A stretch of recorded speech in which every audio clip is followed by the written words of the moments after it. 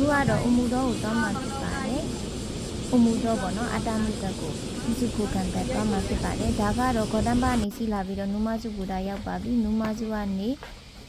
အတာမီကိုစီးပြီးတော့အတာမီကနေအီစုကိုတစ်ခါပြန်စီးရပါတယ်အီစုကနေပြီးတော့ဒါအမှုတော်တောင်ရှိတဲ့နေရာကိုတက်စီနဲ့သွားတာဖြစ်ပါတယ်ဒါသွားရလမ်းပေါ့နော်ဟိုရှိကလှမ်းမြင်နေတဲ့စိမ့်စိမ့်တောင်ကြီးရတာအခုသွားမယ်အမှုတော်တောင်ဖြစ်ပါတယ်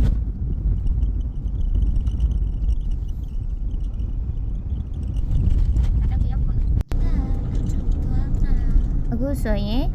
တောင်တက်မဲ့အဝင်ဂိတ်ကိုရောက်ရှိပါပြီ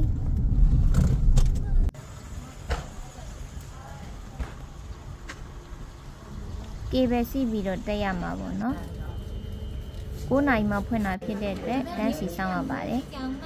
ဝင်ကြီးကတော့လူကြီးတယောက်ကို1000ဖြစ်ပါတယ်လူက8ယောက်သွားတာဖြစ်ပါတယ်8ယောက်ဆိုတော့ဆက်တက်ပါပြီ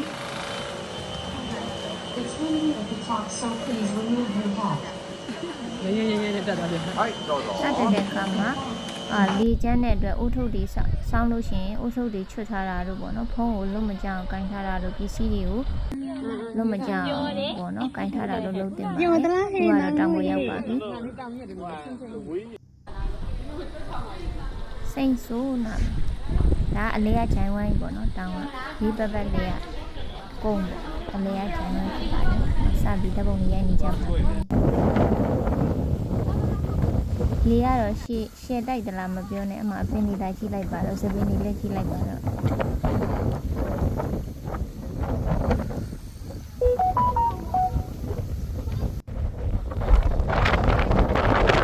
ခုကတော့အဲ့ဒီတောင်ကိုတစ်ပတ်ပြအောင်ပတ်တာပေါ့နော်ပတ်နေတာဖြစ်ပါတယ်အဲ့ဒီမှာN9လည်းရှိပါတယ်ချီစု N9လည်းရှိပါတယ်ဓာတ်ပုံရိုက်လိုက်နဲ့ဓာတ်ပုံရိုက်လိုက်ပတ်လိုက်သွားလိုက်အဲ့လိုလုပ်နေပါတယ်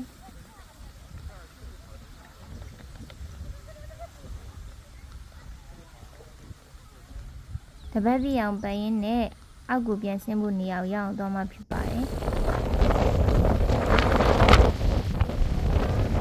လူကတော့ဒီတိုက်ပါတယ်လူလို့မ